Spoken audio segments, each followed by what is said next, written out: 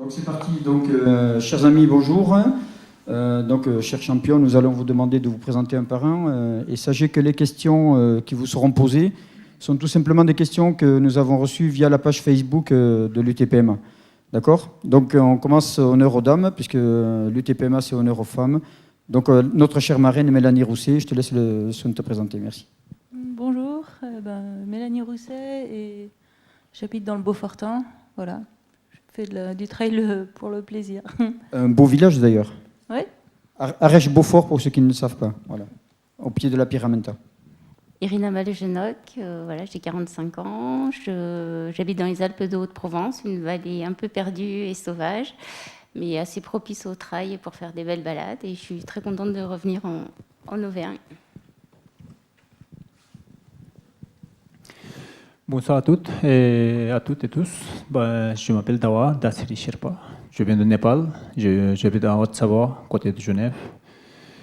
Et voilà, j'ai le plaisir d'être ici et de rencontrer tout le monde, tous les coureurs, comme chaque année. Oui, bonjour, je suis Christian Mahé, je viens moi de l'Allier, près de Montluçon, pas loin des Combrailles, donc un petit terrain de jeu sympa aussi pour s'entraîner, voilà. Oui, bonjour, Sylvie Quito. Donc moi je viens des Yvelines. Voilà, je suis très contente de revenir dans le Cantal là pour profiter d'une longue distance cette fois-ci pour revisiter la région. Donc les Yvelines, pays montagneux. Côté de Versailles, pas trop. Si, il y a la Minière. Il y a la Chartreuse. Lionel Trivel, moi je suis pas très loin, je suis de la Haute-Loire, j'habite à Yssingeaux. Voilà, le Cantal j'adore, ma femme est cantalouse. Et c'est ma 4e participation à l'Ultra. Voilà. Et donc Lionel, comme Mélanie, donc, est le parrain de cette 7e édition en compagnie de Mélanie Rousset. Alors, donc, chers amis, chers champions et championnes, quelques sélections de questions qui nous sont passées via le site Facebook, notre page Facebook. C'est tout simplement, donc, comment avez-vous connu l'UTPMA? Et pour vous, qu'est-ce que l'UTPMA? Voilà, donc, question, donc Christian Mahé peut-être, ou Lionel Trivel, les anciens. Lionel qui a 4 éditions. L'UTPMA, comme je l'ai souvent dit, moi c'est ma 4e participation et j'ai pas trop l'habitude, quand je fais un ultra, je le refais pas en général.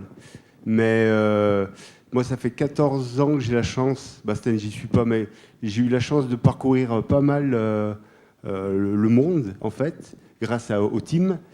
J'ai pu courir dans pas mal de pays et à chaque fois on cherche la trace la plus exotique possible, mais des fois on se rend compte ça sert à rien de dépenser des sous en avion, il suffit de regarder à côté de chez soi. Et puis moi, à 2h30 de route, j'ai presque le plus beau trail de France. Donc quand j'ai fait mon programme de saison, je dis à ma petite où c'est qu'on va, elle me dit on va à l'UTPMA, alors je suis obligé de venir. Mais c'est un vrai plaisir, parce que ceux qui ne connaissent pas, quand vous allez courir sur les crêtes du Plomb du Cantal, et la Brèche de Roland, le Puy-Marie, vous ferez comme moi, vous aurez envie de revenir. Mon cher Christian, peut-être, toi qui es double vainqueur de l'UTPMA? Oui, moi également, déjà Auvergnat pure souche. Donc, j'ai connu l'UTPMA par un ami, et puis avec Charlie aussi. Et donc, ma première participation à l'UTPMA, c'est pareil. Le Cantal, je suis tombé amoureux du massif. Et c'est vrai que je vais aussi dans le massif du Sancy, qui est un peu plus proche de chez moi. Mais donc, que je partage l'avis de Lionel. C'est vrai qu'à côté de chez nous, aux portes, on a vraiment un très très beau terrain de jeu. Pas besoin d'aller au bout du monde pour. C'est vrai qu'il y en a des beaux aussi, mais l'UTPMA, donc j'ai re-signé pour une 2e participation entre le marathon et la grande distance. Et à chaque fois, je me régale. Et quand je peux, je viens même m'entraîner ici parce qu'il y a vraiment un bon pied-à-terre à Mondaille, Aurillac, tout ça. C'est vraiment sympa. Dawa, peut-être, toi qui as participé à 1 ou 2 éditions de l'Oxygen Challenge? Oui, c'est vrai, comme ils ont cité, de paysages, tout ça, c'est très beau paysage parce que même, j'ai pas pu participer les UTPMA, mais j'ai participé les Oxygen Challenge il y a quelques années derrière. J'ai bien apprécié les paysages, tout ça. Malheureusement, là, je peux pas participer. Je suis venu 2 fois parce qu'avant de connaître UTPMA, déjà, faut dire la vérité, j'ai eu la chance de connaître Charlie déjà. À travers Charlie, j'ai connu UTPMA et là, même si j'ai pas été sur le parcours, je vois où ça va passer. Et aussi, à travers quand Charlie explique, je vois les paysages défiler dans ma tête et dans mes yeux. Et c'est quelque chose de bien. Et puis voilà, même malheureusement demain je peux pas courir, mais je suis, comme j'ai dit à Charlie, c'est un engagement, c'est un engagement. Et puis voilà, je suis juste venu pour voir tous les participants. Et comme Lionel et Stéphane aussi, hein, il est venu courir au Népal, alors pourquoi je ne viens pas ici chez vous. Et Lionel, on a couru en 2012, dans une course que j'ai fait avec, sur la longue distance au TDS, on a couru ensemble. Et puis c'est un grand plaisir de retrouver tous les amis coureurs ici, Mélanie, Elina, tout ça. Et pour moi, c'est plutôt un rendez-vous de coureurs, quoi, là. Mélanie, peut-être, toi qui as été vainqueur l'année dernière et qui est marraine cette année. Je crois que j'ai connu ici, en fait, en croisant Jean-Marc, qui était en train de débaliser le Grand Raid de la Réunion. Et comme c'était aussi des amis des personnes qui organisent le trail de la Restonica, je me suis dit, ça doit être des gens sympas. Du coup, je suis venue là. Et je n'ai pas regretté, parce qu'effectivement, c'est des gens sympas comme les autres. Donc. Et puis, voilà, en plus, la région est vraiment belle. Les vieux volcans, on sent vraiment l'histoire de la nature. C'est beau de courir ici, je trouve. Et puis, il y a une bonne ambiance, on est super bien accueillis. Et globalement, il y a des gens sympas qui viennent aussi, donc c'est plutôt bien. Voilà. Plein de raisons. Et l'année dernière, j'ai bien apprécié. Donc là, du coup, on va poser d'autres questions. Donc, on va laisser répondre Sylvie et Irina. Donc, pour une course comme l'UTPMA, est-ce que vous avez une stratégie de course? Ouf, là ça calme. C'est via la page Facebook, hein, on n'y peut rien, c'est ainsi. Donc avez-vous une stratégie de course? Et donc comment l'anticipez-vous? Comment décidez-vous de cette stratégie? Et comment la préparez-vous? Voilà, donc ça va...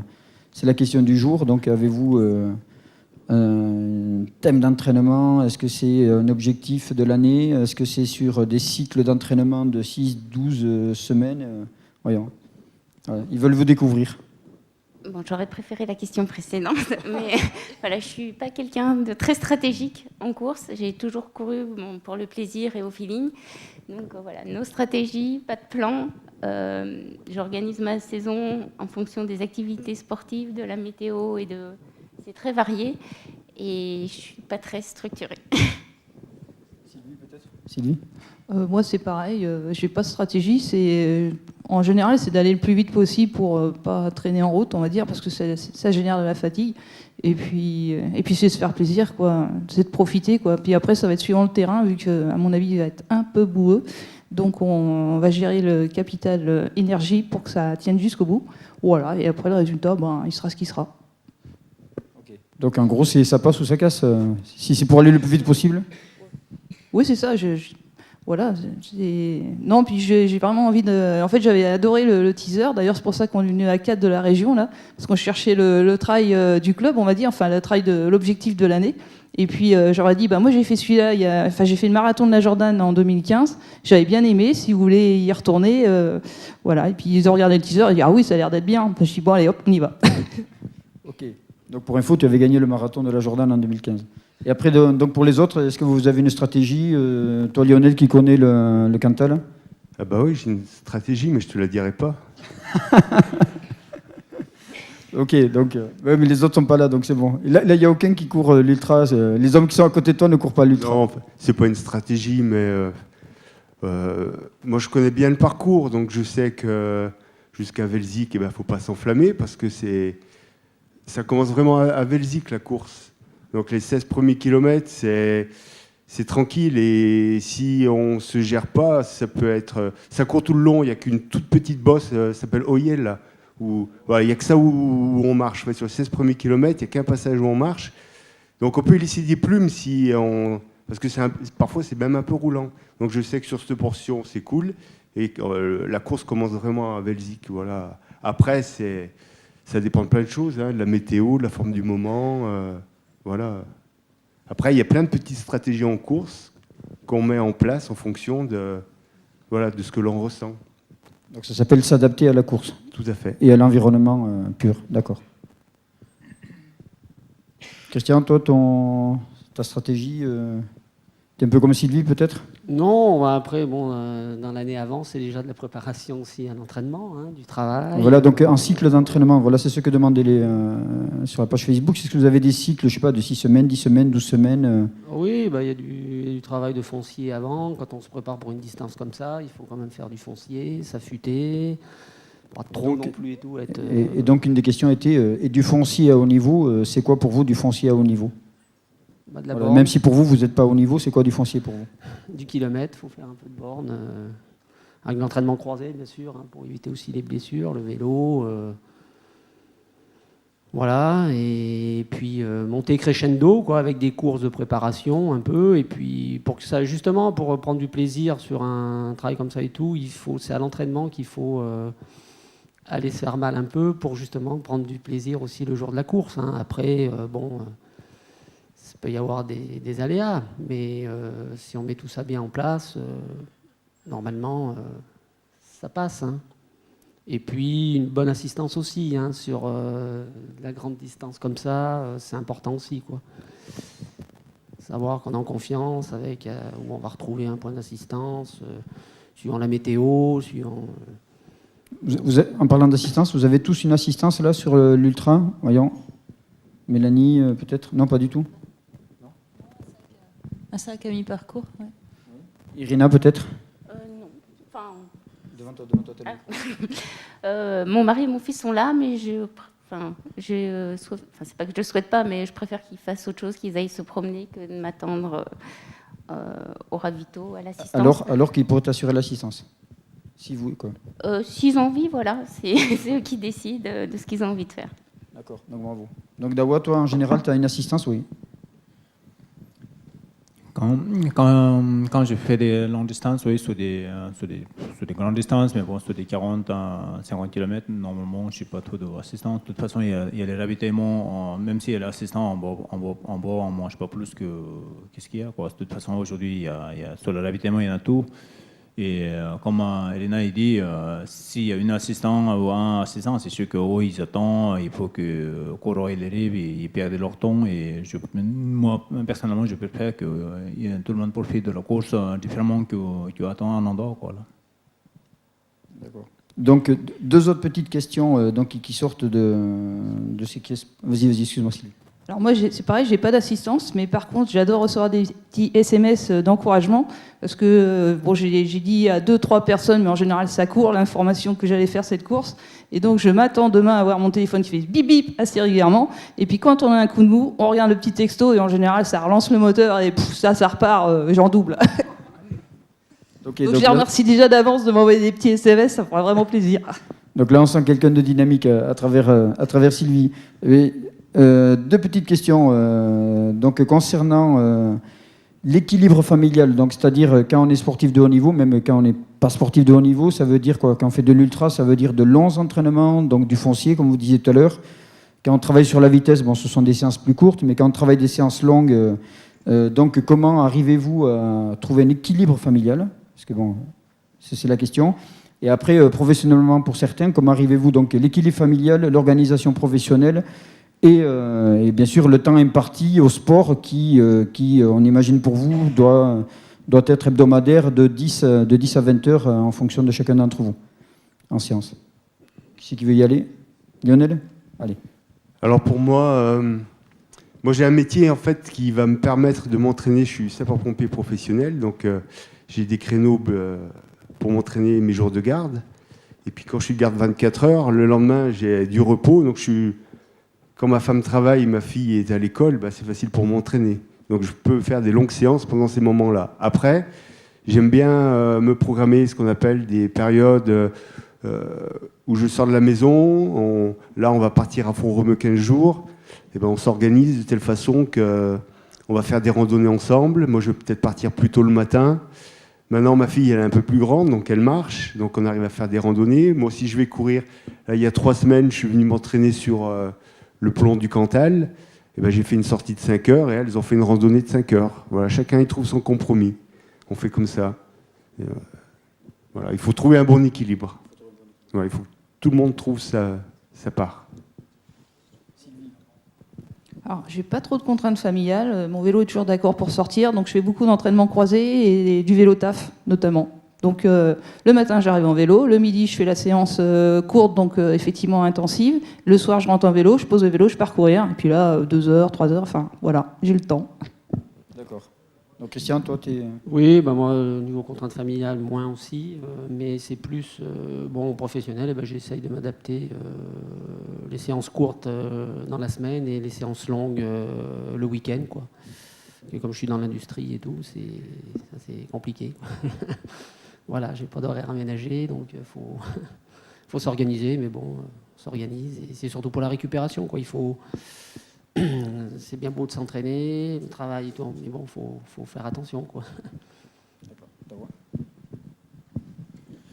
Bon, après, niveau entraînement, moi, c'est un peu particulier parce que je suis jamais allé entraîner juste pour aller préparer une course, mais je me déplace toujours beaucoup en vélo et comme je travaille dans le bâtiment et quand on travaille toute la journée dans le bâtiment sur le chantier, un chantier tout nouveau, ça c'est sûr que quand on construit un bâtiment de 4-5 étages, au début il n'y a pas d'ascenseur, hein, n'oubliez pas, on fait tout en escalier par des échafaudages, tout ça, et ça fait beaucoup de kilomètres et on fait 15-20 fois montée, descente et après sur le plat, tout ça, ça fait pas mal de kilomètres. Et puis soit il faut entrer, matin, il faut aller sur le chantier.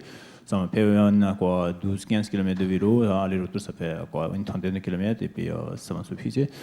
Depuis, même avant, quand je courais tous les week-ends, mon entraînement, c'est la course qui m'entraîne. Je n'ai pas été vraiment spécialement pour aller entraîner.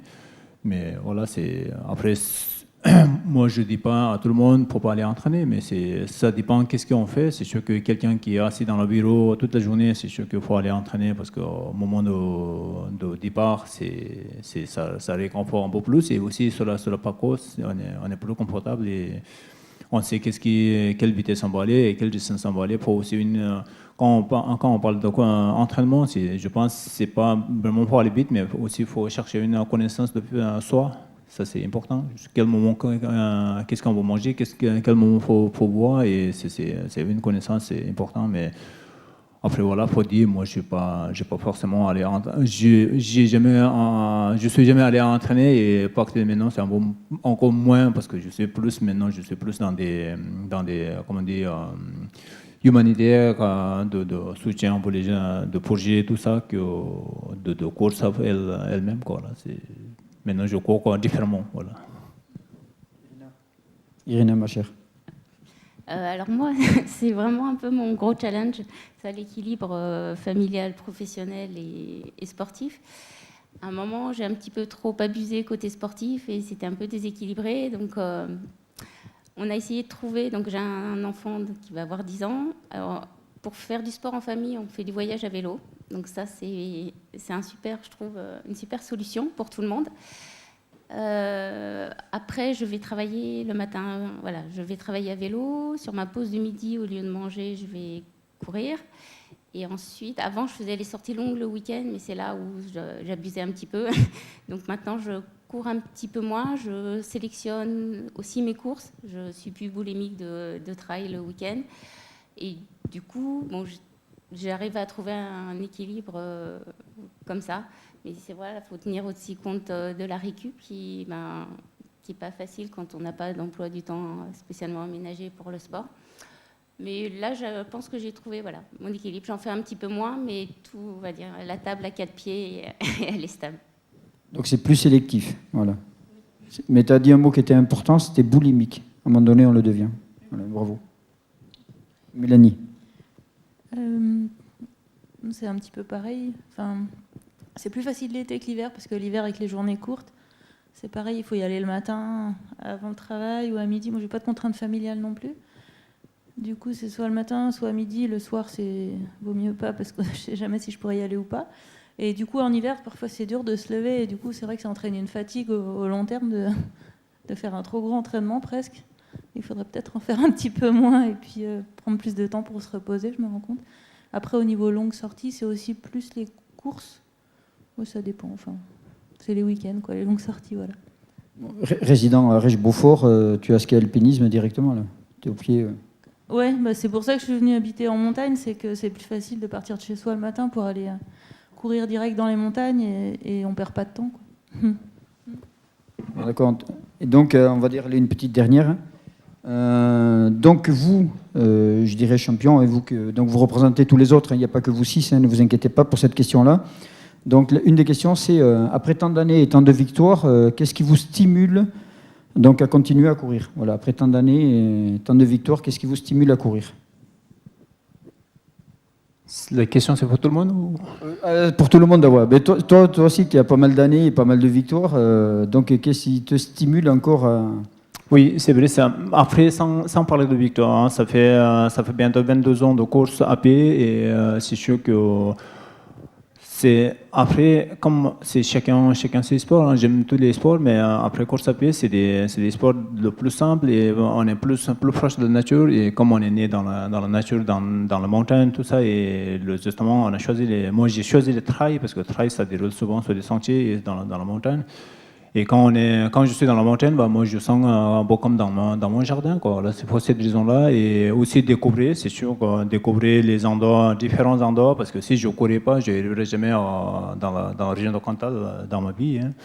Un Népalais qui arrive ici, sans courir, il n'y a pas de raison qui arrive ici. Et sans parler de juste dans la région ici, bah, un peu dans tous les coins de France, de Europe, même en Asie. Hein. Dernièrement, je suis allé au Tibet, organiser un trail.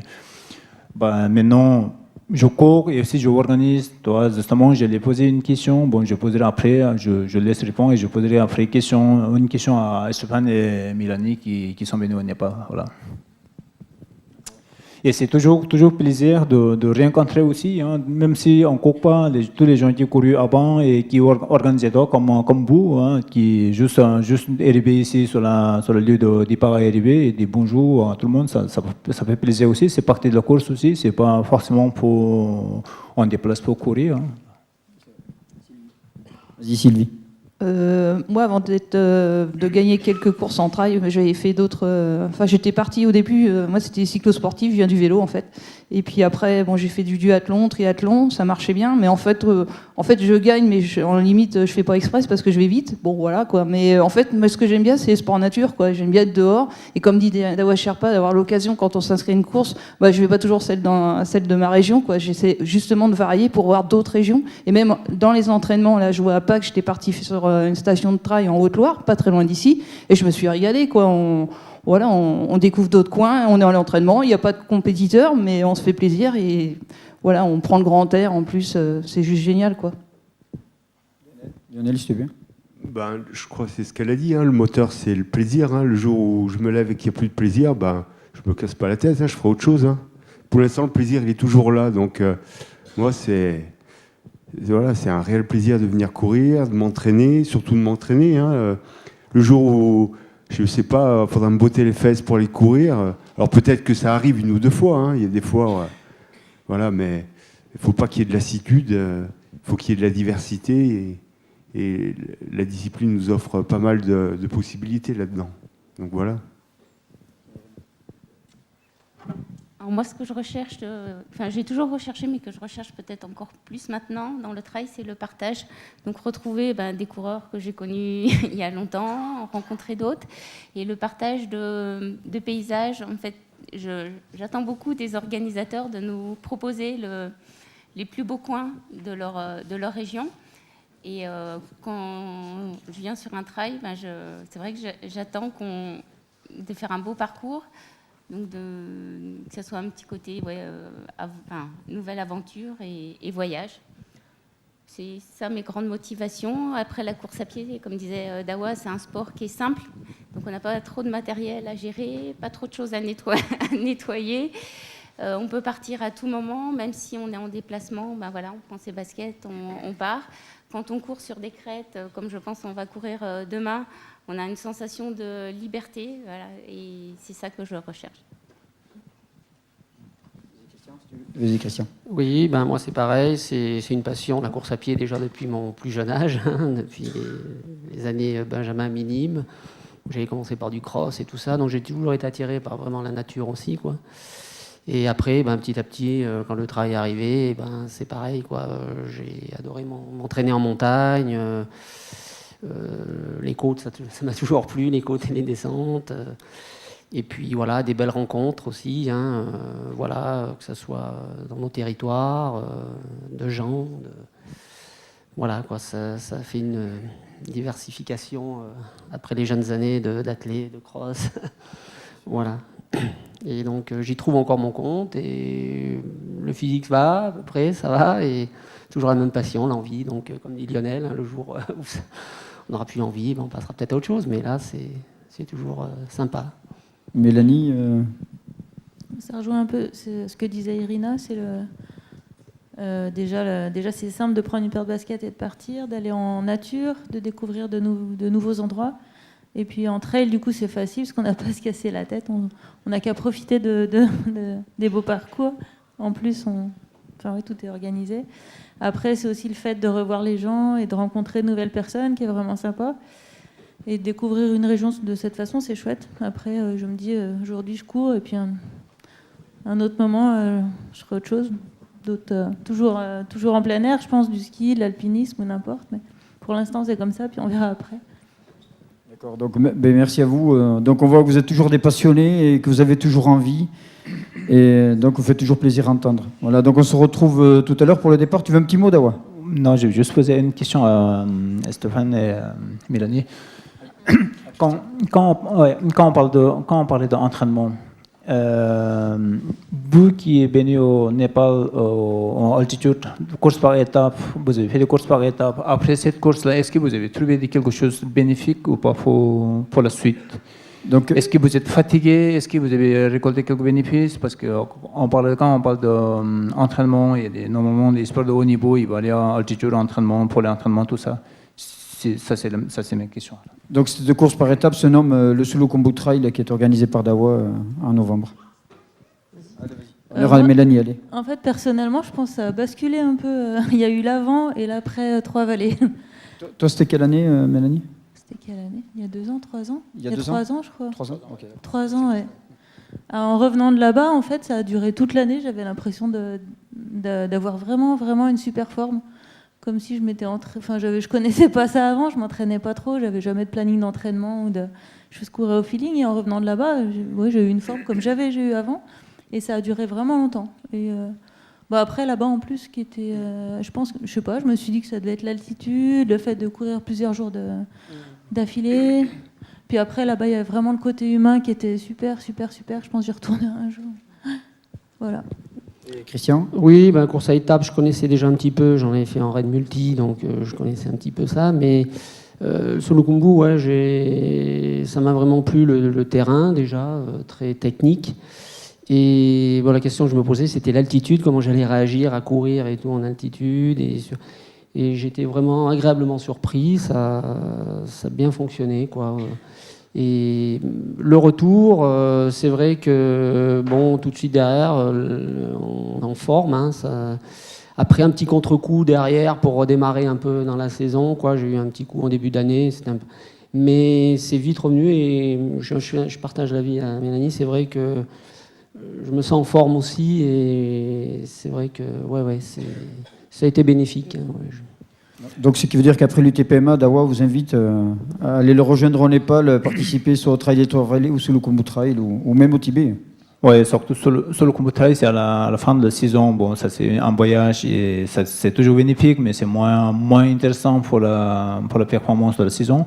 Parce que Mélanie, elle est venue au mois d'avril. Trois-Vallées, c'est le mois d'avril. Alors après, la saison, ça démarre derrière et je pense que c'est bénéfique. J'ai organisé cette course-là uniquement pour le but d'aller en altitude, de 3 semaines d'entraînement en altitude. C'est tous les jours, on a une trentaine de kilomètres par jour et c'est plus soutenu que sur le Sulukhumbu Trail, mais voilà, je pense que c'est bénéfique. Moi, personnellement, je pense, parce que là, quand on va aller en altitude, même si on ne court pas avec un dossard, rien que l'organiser, baliser, dévaliser, on sent pas mal un bénéfique de l'altitude. Moi, c'est sûr. Vraiment, je confirme que ce trail-là, enfin, ce trail, c'était même pas un trail, c'était un voyage, mais ça m'a vraiment donné la forme, ouais. Voilà, je vous souhaite une très bonne course pour demain, pour reposer bien, et puis à tout à l'heure plutôt. Voilà, donc sur ce, on vous remercie tous. On vous souhaite une bonne course demain, aussi bien sur l'ultra que sur le marathon. Donc voilà, Dawa sera chargé de globules rouges, vous peut-être un peu moins, en tant que bon Européen. Donc on vous souhaite tous une bonne course. En tout cas, merci d'avoir participé à cette petite interview en direct. Et donc les questions qui nous venaient directement sur la page Facebook de l'UTPMA. Voilà, merci à vous. Donc Irina, ma chère, tu peux aller te reposer maintenant, parce que tes copines se sont bien reposées. Donc maintenant, c'est à toi. Voilà, merci à vous et merci de votre temps partagé avec nous. Pour les applaudir bien fort. Merci à vous.